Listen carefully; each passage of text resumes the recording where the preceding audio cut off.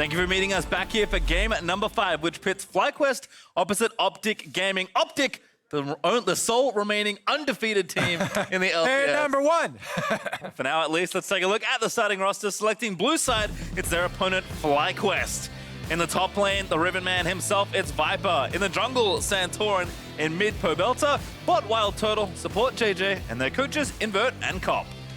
Opposite them on the red side, it is OpTic Gaming, the undefeated LCS squad. In the top lane, it's Dhokla. In the jungle, Meteos. Mid, Crown, bottom arrow, support big, and coaches Zabutin and Croissant on stage. Well, while we spent the past few games praising Crown and Meteos on OpTic, it's important to note that the supporting cast has stepped up a ton to enable this team's 3-0 start. Yeah, I really think that the credit should be spread out over the team. Arrow has been a consistent DPS from the backline for them, who got flamed so much in spring. Big as well in the support role. Picked up the Thresh yesterday without any scrim practice for them on the champion. Landed hook after hook, got a lot of engages for them. And Dhokla has taken up the mantle as the tank player, doing his duty, and he's playing the front line to an undefeated squad. Now they are going to have a real test ahead of them. Yeah, Dhokla has him to match up against Viper, who has quickly gone from potential star for FlyQuest to flat out its carry. Let's see if he can do it here up against OpTic, as Yuumi, Ryze, and Aatrox will all get banned away.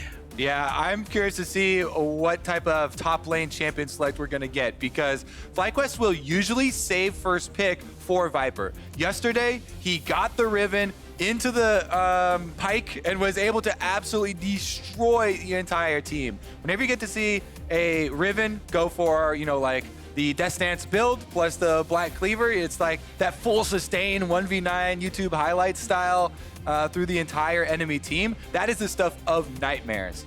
So we'll have to see here how that goes, because they will not be able to save for the guaranteed last pick. That will be OpTic's benefit.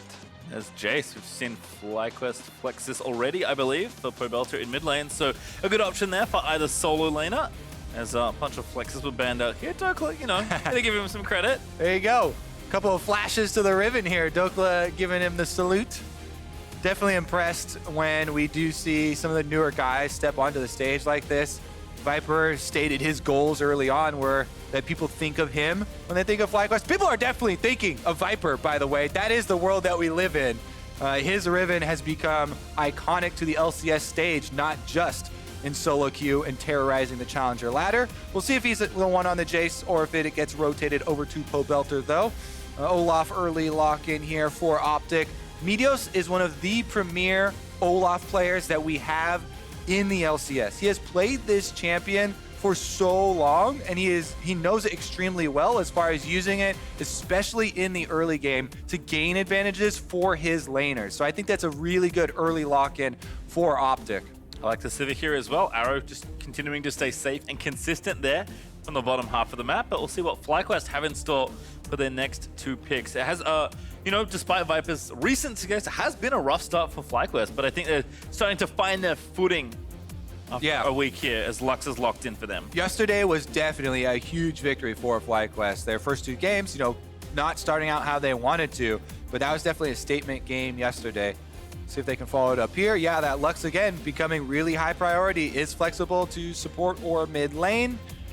We'll see if it will be JayJ on that one. It does feel more like a Pobelter champion here, but again, they easily could rotate and flex either the Jayce or the Lux around. I think that's so important in the first half of the draft phase here. Also taking Lee Sin here for Santorin, so sees the jungle matchup. Pretty aggressive on both sides. This jungle matchup is mostly about Lee Sin using mobility to be where Olaf is not. Because, I don't know, it's been a long time. You know, the history of Lee Sin, stronger at some points than dueling other champions than others. I don't even know if I can remember a time where he was a strong enough duelist that he could take Olaf. And that was definitely not that case. Lee Sin's main strength is the mobility that you get with the champion. You have to use extra information to pull off higher, you know, skill cap plays, basically. This is a skill-intensive champion, also a scouting and information-based champion. I like the Poppy here though from Dhokla. Good into the Jayce if that's where the Jayce is going. Been a really solid pick for Dhokla in general, who has kind of swapped off from his Camille Yorick days to certainly a lot of Poppy, at least in these opening weeks. Phase 2 of bans though, LeBlanc, Vlad, and one more now for OpTic. So probably continue to target out potential solo lane targets. Yeah, I really do think the Poppy has been so good for Dhokla, for OpTic in general. Let's see here. Are they going to continue to target? Yeah, it looks like they still have eyes on a couple of those flex picks. Morgana could be a mid laner, could be a support as well, similar to Lux. Are they sisters, by the way? I don't pay attention at all. I don't know. To the lore.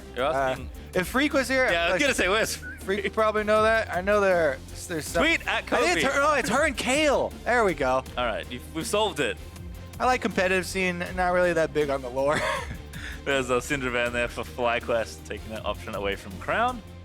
So still a lot to be completed here on both sides. Pretty ambiguous, certainly on the FlyQuest side. OpTic a lot more telegraphed, but GP is up. Where? Okay. Well, you know what? Let's give him 10 seconds to finalize this pick. Let's see. Okay, so LeBlanc, Syndra both taken out. And then it looks like they want to retain last pick for Crown. That makes, I mean, it makes so much sense because Crown has been the MVP of this team for sure. Right up there with Meteos. Meteos and Crown, the big playmakers for OpTic throughout pretty much all stages of the game. And he has also been, you know, sometimes they're split pushers, sometimes they're big team fighter. So having that last piece come in after they get the full lineup is going to be critical. And they're leaving it up to FlyQuest. What's it going to be? Reveal your cards. Where will the Jayce go? Xayah picked up there for Turtle. And last pick with 12 seconds now for FlyQuest. Always fun to draft with flexes on blue side in particular. Have to do a lot of guesswork here. And at the end of the day, they are going to be Kennen. Yeah. So technically, could be the Kennen mid. Proto Belt Kennen mid is definitely a thing. Has been used very effectively in the past. Definitely not recently, but it's a possibility still. Well, we'll see what OpTic's last pick is here. Obviously saving for Crown, who has been kind of the other shining star for OpTic in these opening weeks. Yeah. I mean, they have been absolutely insane. Meteos been... Ooh, it's back. Maybe the best jungler in the LCS, and Crown has absolutely dominated here. Twisted Fate once again. I like this again from OpTic, trying to make those map plays. They're the only ones in Summer so far using this champion. See if they can actually make those setups come to fruition. Again, they've got Arrow on Sivir. Very good. Late game. Huge team fight DPS. And he has been consistent. That is what they've been asking for him. These are all the pieces, really, for OpTic that we've seen them to get this far, so far undefeated. But FlyQuest, definitely a different team that was challenging for, you know, the top 4, top 5 spots in spring. Have not had a similar start as was their finish, but still on the up and up here, looking to go even after this weekend and hand OpTic their first loss and remove any undefeated teams after 2 weeks. Yeah, FlyQuest, they're definitely hungry for some more wins. First one feels pretty good. Yesterday was a big one. Now they've got Pobelter on the Jayce. Such a good early game. Mid lane champion here. We'll see how he can push in on the Twisted Fate. You always want to try and get as much pressure down on the Twisted Fate lane to pin him down and force him to wave clear in that lane. It's all about Jayce trying to land those shock blasts, push up the minions, trying to harass him down as well. And the wards around mid lane become even more important because you get to see which side of the map the Twisted Fate is hovering towards. You can't ultimate all the way down there without first giving a little tell. And certainly expecting both Meteos and Santorin to be pretty active given the jungle matchup here. And as you mentioned, Meteos has had an excellent split that's continuing a very healthy and successful career so far for someone that has changed teams countless times at this point, given how iconic he was when he first joined the LCS. Still going and still good, as it turns out. Yep, and still an insane KDA. That's true. I haven't checked back in on it. All right, so on a trademark pick here on the Olaf here, we'll see how Santorin does on the ever popular Lee Sin. Looks like everyone's just spreading out across the river though. So seen a lot of stacks for invades, at least for some vision. Seen a lot of sweepers also in the back half of today's games and in general from the junglers, but it's 10 Trinket wards this time around. So. Aha, but you speak soon, pastry time. This is the trick that I really like. You go out with your ward, you place your ward, go back, get your sweeper for your first gank pack. This is what Meteos is doing right now. You see that ward on the minimap. He placed it, Right there, boom, don't even need to zoom in. And that is going to give a little bit of defensive vision for himself, and he's going to try and power clear a little bit through. The cooldown on his sweeper will be ready by the time he looks for a gank. Well, it looks like a Raptor start here for Meteos, who doesn't need any help really. Santorin will get some assistance, perhaps no. FlyQuest deciding that 2v2 would rather get to lane sooner, so both junglers will start leashless and on opposite sides of the rift. All right, Santorin definitely made really big waves in Spring Split for FlyQuest, getting a lot of good early games for them. And now on Lee Sin starting red side. See if he can get kind of up to the top side there. Viper on the Kennen going to try and bully Dhokla, abuse the range matchup early on. Poppy's really difficult to do that against, by the way, though. That's why this is one of the consistently picked tanks. Poppy with the Doran shield has so much sustain. You can see there, you go for your autos, get your shield, then you can walk up and get some minion damage here during the window where he has the shield. Also, it makes it easier for Poppy to proc the grasp than most tanks, because when your passive comes up, your auto attack becomes ranged, and he can go try and proc that in a little short exchange. Viper getting things pushed in, ahead of course on CS, but big stack there for Dhokla to take out, and I don't think it made it to the turrets, so just fine there for Poppy early on. Might even be ahead, actually, depending on how many more he has to get. And back down the bot side, Lux support certainly been picking up steam. Seen a lot of Guardian today, actually, but JayJ is sticking with the Aftershock that I saw more when I first learned about this.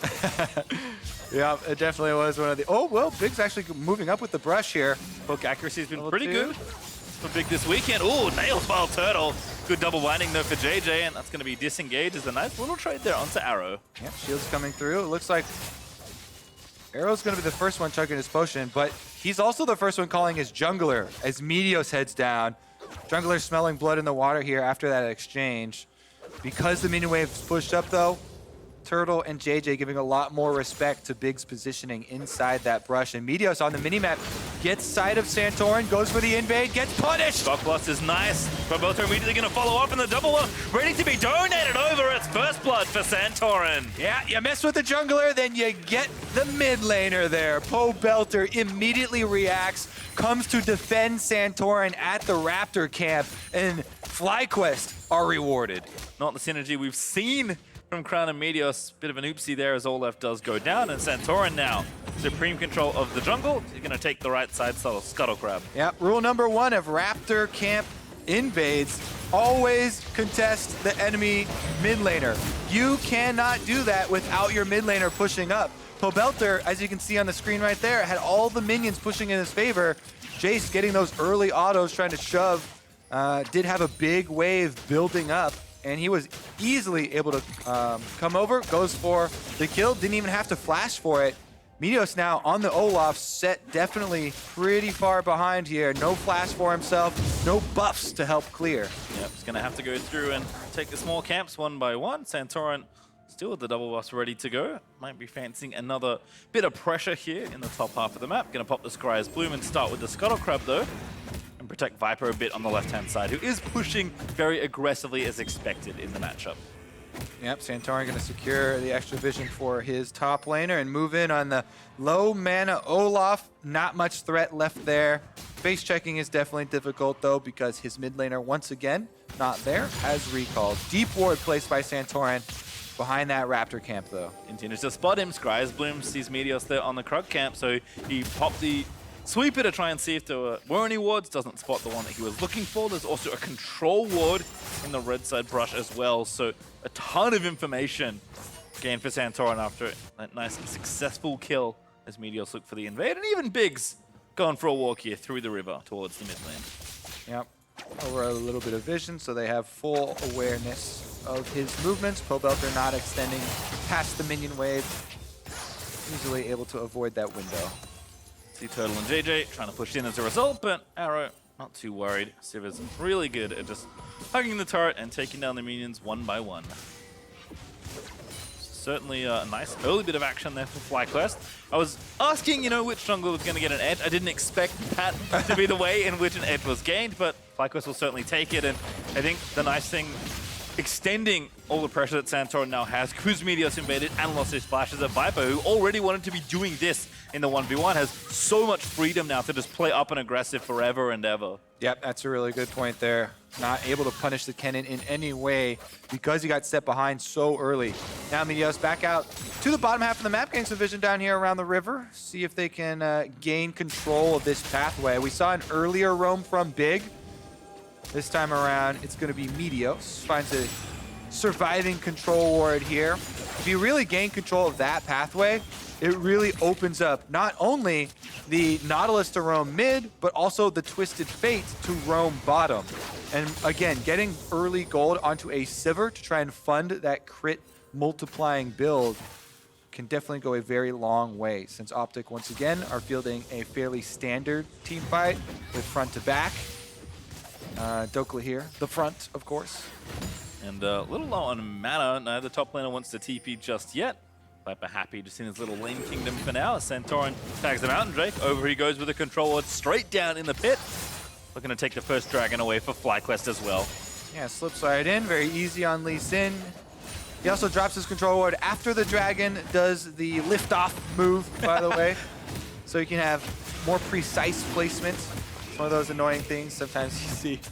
He also didn't jump in and get knocked back from the lift-off. Successful dragon take there. FlyQuest dual in, make sure to push out. Pobelter does the same. And first everything right now for Santorin. Looking for first turret as well to complete the trifecta. It's Big and Arrow doing what they can. CS is even at least in bottom. In fact, mid lane is the same. It really is just the top lane that's running into any sort of 1v1 advantage. Plate advantage going to, of course, the Kennen in the matchup. Tank duty is all about trying to get as many minions as you can at as little health cost as you can. And it is going to come also at the cost of your tower health. Viper pushing up and getting most of the advantage out of those plates. Oh my goodness, they farmed for so long, he's got a proto belt already. Viper not going for the gunblade, interestingly. We've seen a lot of that today, but favoring a bit more all-in slash team fight. Yeah, versus Poppy, don't really need it. So unless you're going to go full Blade of the Ruin King, full split push percentage damage versus him, then not really want to go that path. So he's going the other way, fully on the team fight. He's going to be a huge, huge team fight here. Kennen with Proto Belt can position so effectively towards the backside to really threaten the true DPS members. And since he's got such an open lane, you mentioned so much of the vision on OpTic's jungler for most of this game. It has allowed Viper to pretty much push without any answer and earn a lot of money off of the Klepto, off of the extra autos on the turret plates as well. Expecting maybe the Rift Herald to get a bit of attention here when it does spawn. Viper again having so much control. Oh, Dhokla tried to find the stun there, just missing the angle. Looking for the corner of the wall. Still gets a good amount of harassment though. And you can see Poppy walks up, super tanky now, has the cowl. So the harassment is going to actually proc a lot of regeneration. It allows you to sustain so much more through the Kennen lane. And even though Kennen is split damage, a lot of the money's been invested early in the Proto Belt here after the Doran's Blade. And with the Doran shield, cloth armor, and the cowl, I think Dhokla's finally hit a pretty smooth cruising. Crown in mid lane, actually. Bit of the old switcheroo. Death touch there from Big, looking to get a kill on the OpTic side of the map as Meteos is able to collect it. Yeah, clobbers him. They're going to get a lot of turret plates themselves. 3 members there after taking down the mid laner. That should at least be 1. I like the pump fake ulti there from Crown. Goes left, looks like he's roaming bot. No, back to mid lane I go as Big roamed up to ensure that kill could happen. Yeah, always got to be a little bit wary about following the Twisted Fate too. Let's take another look at it. Pobelter pushed up into the lane after Crown walks down into the river. A couple of little mind games there. He had a roam from his support and jungler on the other side. Twisted Fate is a magician. All about sleight of hand, Pastry. That's true. Misdirection. The Rift Herald, I suspected, is at least getting awarded out by FlyQuest as JJ's roomed up to assist with some of the vision here on the left-hand side. Yeah, and that play really does go again to highlight this vision that OpTic have invested heavily in the river. This pathway allows you to roam your Nautilus and your Olaf up to create that play in the first place. And again, for Arrow, who's been left alone quite a lot in this lane, still keeping up very nicely in CS. No first major item done for either AD. So Arrow just continuing to stay consistent while Big is trying to influence the map with the rest of the side. It's simple stuff, but I think for a lot of last split, we couldn't always see OpTic doing the simple things right. Sometimes it felt like they got too cute with their composition. Sometimes it just felt like the execution wasn't there, but it's been a very different look with the same set of players. It's nice to see OpTic finally find something that works for them.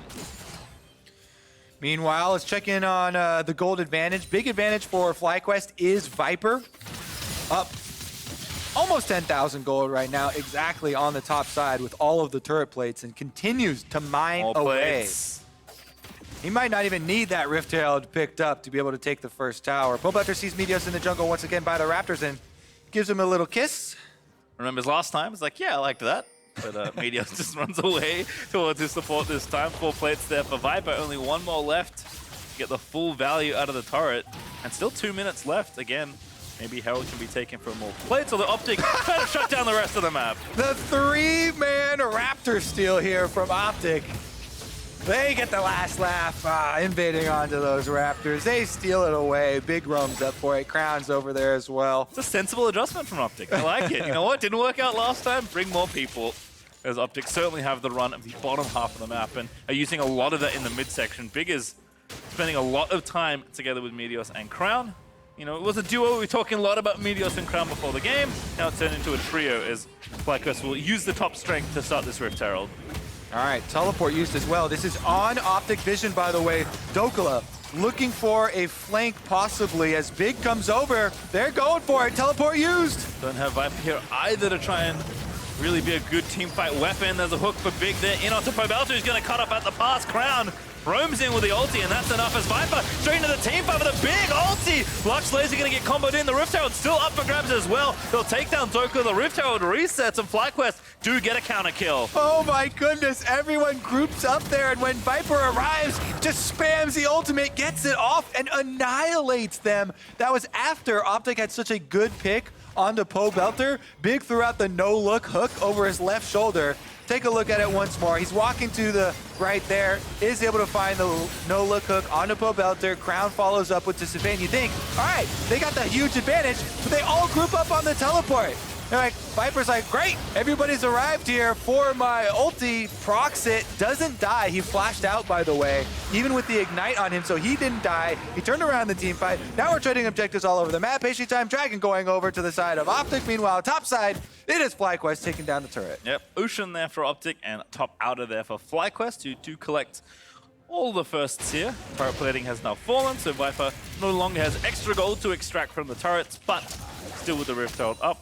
There are more turrets to be taken as Crown teleports back to mid lane this time around. Rod of Ages with 4 stacks on, and that Sheen looks to be a lit lane second here, so side laney, much more aggressive first 2 items here for Twisted Fate.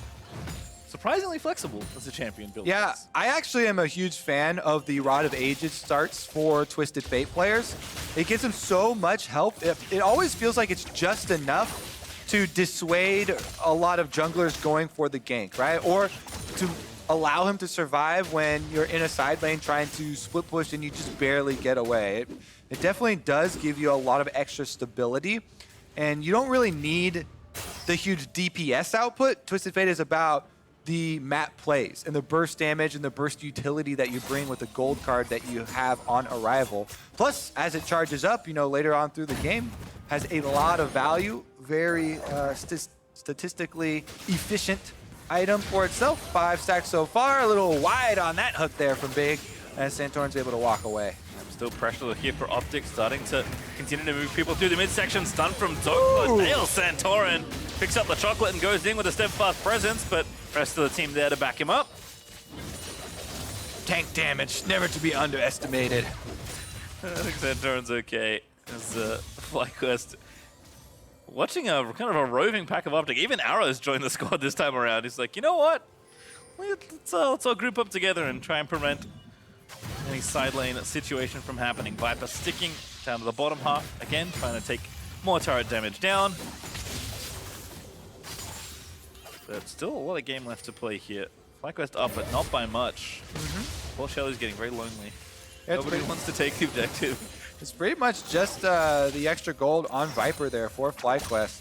Other than that, OpTic doing very well, and Crown even slight lead for himself too. Bottom side, Dhokla continues to get harassed, but he's got plenty of health here to finish off the minion wave, push Viper in, keep him occupied, and start up Shelly one more time. Don't be expecting a much slower game in general. Twisted Fate games tend to get drawn out because you have to play the map so efficiently.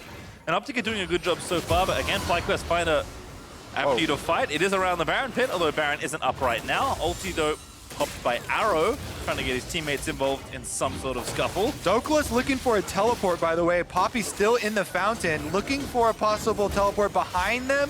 Doesn't see it, so he's going for one in front, and they're just going to force down the objective. Yep. From looking for the most subtle teleport to the absolutely subtle one, Dhokla TPs into the front line, make sure they can get the objective safely, and there is a Rift Herald picked up for OpTic. Wow, look how fast Crown got to those minions. Twisted Fate ultimate had been popped, so he just goes right over to the mid lane. Shelly is popped. They're immediately going to use it to try and take down that turret. This will be OpTic's first and really open up the map. You always want to get down the outer turrets as quickly as possible with the Twisted Fate composition so you can actually prey on those people moving between objectives. Certainly so. As Crown already going to start his life now in the side lane as he moves down towards the bottom half of the map. Red buff there over for Turtle. Sounds like it could be the title of his memoir after he retires from League. Life in the side lane by Crown. How about it? As Viper still here. Although again, Twisted Fate not really interested in any sort of 1v1 duel. Just wants to push the waves and get out. And if no one's there, start hitting the turret. Twisted Fate 101's really easy. Turns out Twisted Fate, every other class is highly advanced. This champion is a lot more difficult than it looks. It jumps from 101 to 500 level classes. Yeah. Gonna take the blue buff for himself here though. Continuing the easy stuff here for Crown. But OpTic, solid position, keeping the gold lead about 500. Anytime you're under 1,000 has to feel pretty good. We do have a Drake, potentially, that the teams will be interested in 30 seconds. Ocean always nice, but not a big... I don't want to say it's like a bad Drake, because I think all the Drakes are great. It's just like, people don't get excited. They only get excited for Infernals and Mountains. Yeah, I mean, and so... Freak, Cloud Drake. Yeah, I feel like there's timings where different dragons are better also. Yes. Like, they're not just universally the same value. Here we go, though. Looks like OpTic are making their move over towards that Ocean Drake, and FlyQuest trying to defend the vision that they've fought so heavily to get here with this control ward by the side brush. Pobelter's on the opposite side, though, trying to join his team. Potentially with some poke or pick here for FlyQuest is a good way to start things off, but keep track of Viper there on the Kennen, much like the Nico in the last game for Cloud9. Certainly wants to be finding as many good engages and flanks as he can. All right, trying to bait one more time. Control ward down, and they finally started up. How quickly can they burn it down, though? Because OpTic are running straight down mid lane with the Twisted Fate ultimate. They see everyone on Dragon. There's no minions, actually, under the Sivir there for them to push onto the turret. So all they get is the minion wave and the top wave crashing into that turret. FlyQuest already cut them off. Nice spell shield there from Arrow to stop the accelerated shock blast. And blue buff will at least be taken away, so OpTic gets something here on the left-hand side of the map.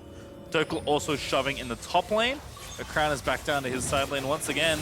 Went mid with his ulti to try and prevent this from happening, but as soon as he leaves, Tower takes a little too much damage, although Arrow and Meteos here to try and prevent the push from being completed. Yeah, Tower heavily weakened, but FlyQuest would have had to protect their minions further. There were only 2 shots there, and they didn't want to tank the tower longer in order to keep the backdoor bonus off. So gonna back off after that, and in the end, Dhokla will be the one with the tower secure. OpTic actually get themselves ahead again, using that side lane power after opening up the mid. Very common in Twisted Fate compositions, and Dhokla, he may have changed the champions he is playing, at least recently, but he has never lost his love for split push. Still got to take the side turret. Crown gonna find the recall cancel here. Level 14. Yeah, Twisted Fate, because you get so much mobility, getting back out into experience range generally does have that advantage, but a 2-level lead. Yeah, that's absurd. That's definitely larger than usual. Let me see. I'm going to check on Pobelter, see how exactly far he's behind, because sometimes you'll get Crown just hitting 14, but it's almost a full 2 levels. I mean, we talked about him, living a new life in the side lane perhaps. I think he's deciding that maybe, it's a good place to retire to, because he's clearly been farming up a storm 20 minutes through this game. There's Crown, they're going to get a look there with Destiny, but no aggressive gate again. More than fine to just use the ultimate for the information it provides you. Yeah, I mean, he's been using that ultimate to just farm up these minions like a madman. Look at the difference there. You saw the difference in gold, but even just the minions here for Crown just powering through. And this is on a team where they have a Sivir, where Sivir in mid lane here, Arrow's trying to farm up that lane, but Crown is trying to scrounge up multiple ones at the same time, and he is able to do that. Off to the Lich Bane, now 10 stacks into the Rod of Ages. It is at full efficiency with an extra large rod on top of that. When that gets turned into a death cap, talk about DPS from this Twisted Fate. That is going to be big Lich Bane procs. Again, OpTic continuing to stick the trio together, play 1-3-1 really nicely so far through this game.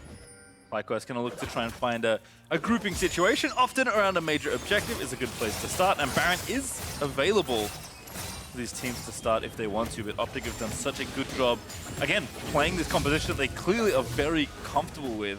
No other team is playing Twisted Fate in the LCS right now, but OpTic are making it look good when they pull it out. Yeah, I think Crown split pushing on most champions has looked really good for them, and Twisted Fate no exception. Definitely the most powerful in this game currently, as everybody else starts to try and catch up. Viper and Pobelter now both hitting level 13. But Crown still ahead of them, outpaces. As soon as they start to catch up, boom, level 15. He's quickly approaching the super low cooldown ultimate at 16 too, in which case, especially with these outer turrets down, it just feels like OpTic get to play the entire map, and FlyQuest only get, like 75% of it.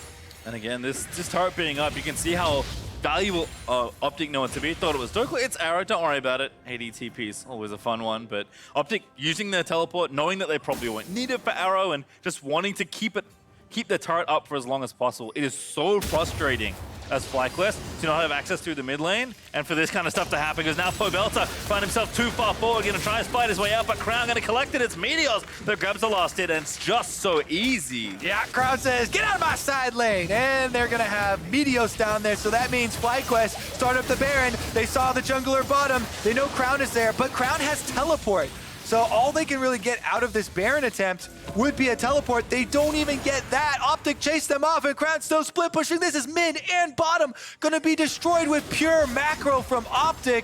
Twisted Fate earns them objective on top of the kill. They're at 1 point behind, or even in turrets, and now they're up by 4 as they take 2 tier 2s in the bottom half of the map. FlyQuest, you have to find some sort of team fight.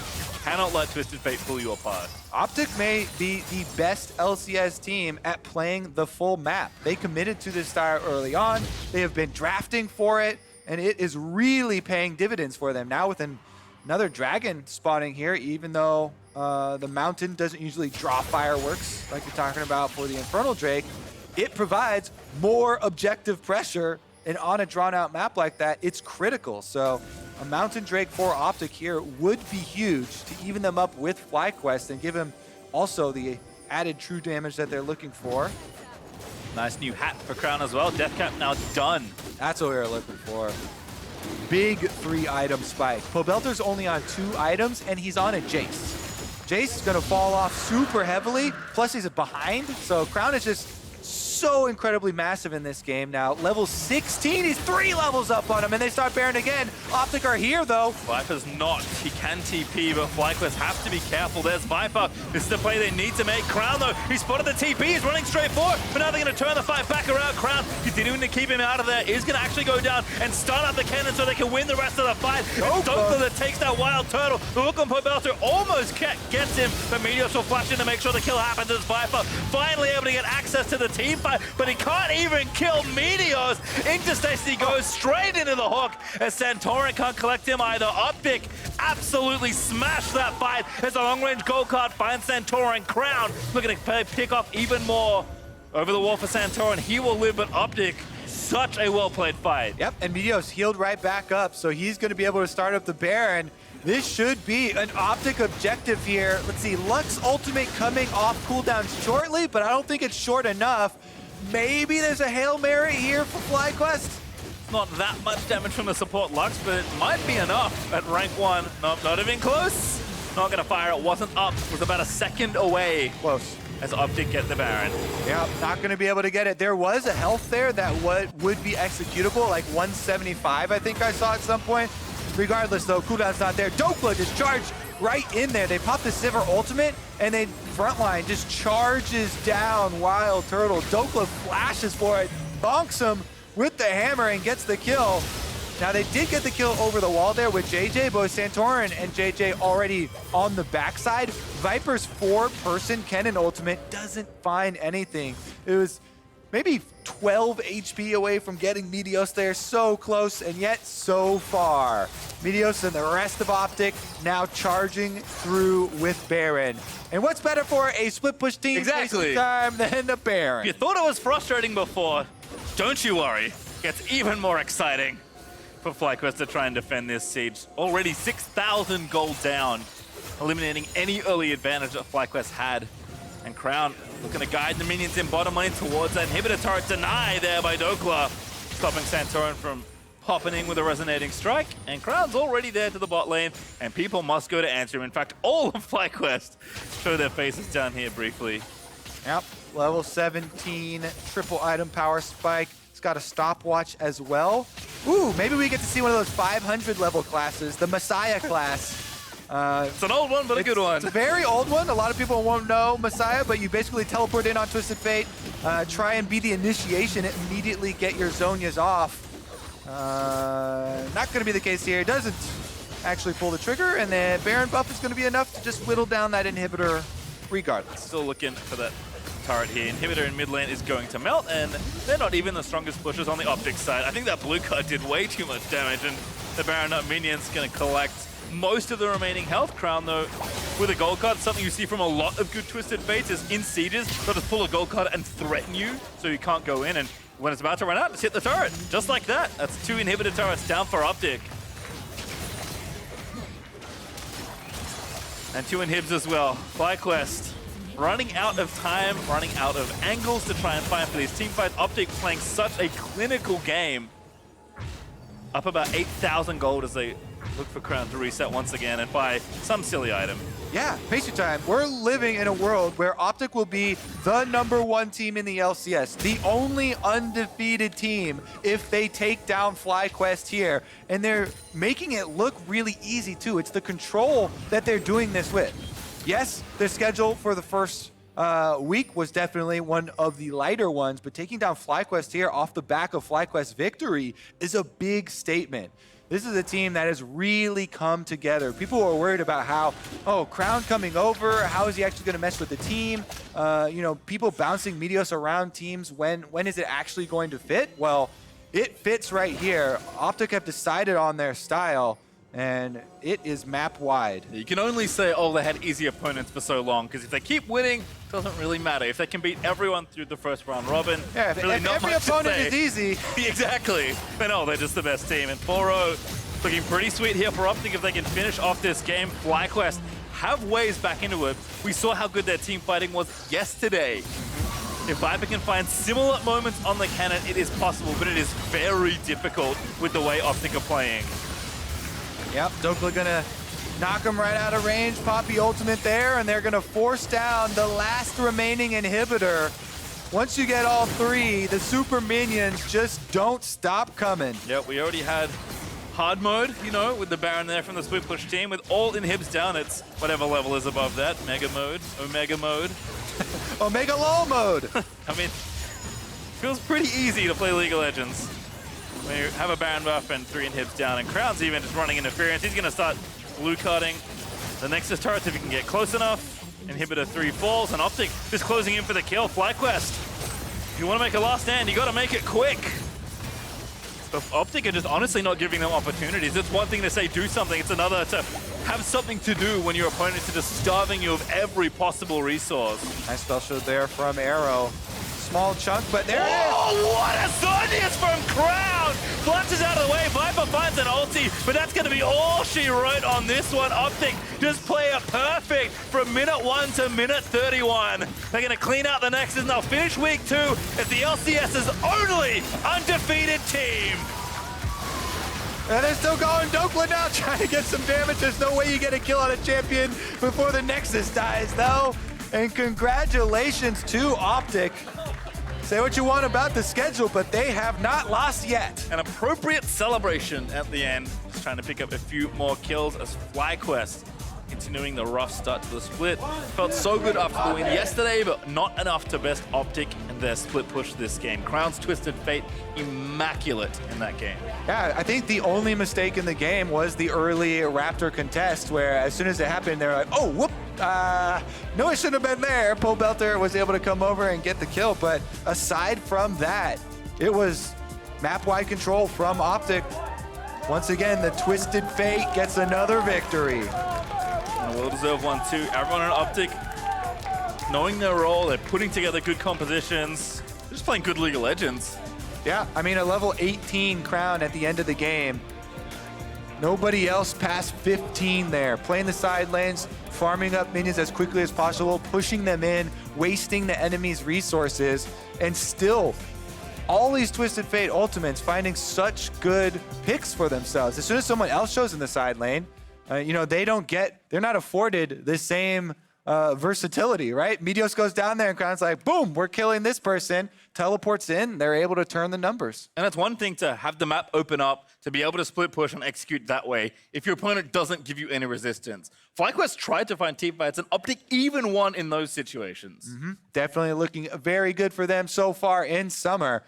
We'll see where it starts, because the road does get a little bit more rocky from here as we look forward with the schedule. Excited to see how it plays out. Certainly so. Of course, the LCS cooldown is coming up, but we'll stay with us for a little while longer while they get all set up. I'm excited to see what Sneaky and Licorice have to draw in today's episode. Ooh, I was going to say who's on it today, because Sneaky and Licorice. That's going to be a fun one. The C9 members, they did get their first loss today, so hoping they're not too sad on content. They're usually pretty jovial. I'm Difficult sure they to could be upset when you get to play Science Speedway. There you go. Just meme your way out of a loss, right? That's all. That's I mean, they meme their way to win, so I have to assume that the strategy stays consistent despite the result of the game. Definitely. Pretty much no other look from that roster.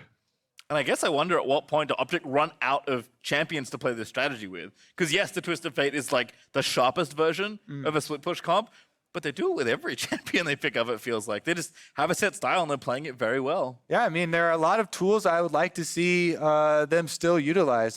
All of these different globals and semi-globals that we have in the game, varying levels of power. But, you know, if they're the ones that are able to dig up Twisted Fate and, you know, nobody's using it and be like, this is still good, we can still use this, then what's to say, you know, they can't do the same with, you know, bring back Yorick, split pusher, the new Mordekaiser. Oh, that's true. Because new Mordekaiser, you know, doesn't have global or anything, but he's basically the split pusher that you just push in the lane, and when people come to gank you, you choose someone.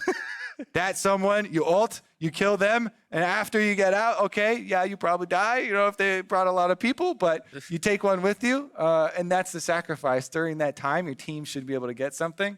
It's just a different look on split pushing that I want to see. I didn't even think about that. It's the sacrificial.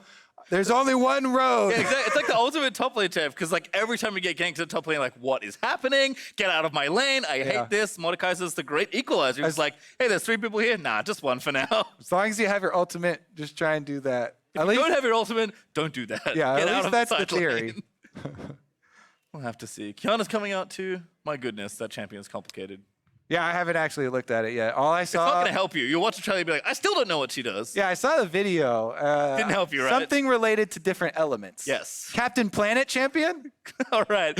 Well, enough from us. From on the game, and to wrap up the day, we're going to throw it over to the LCS cooldown.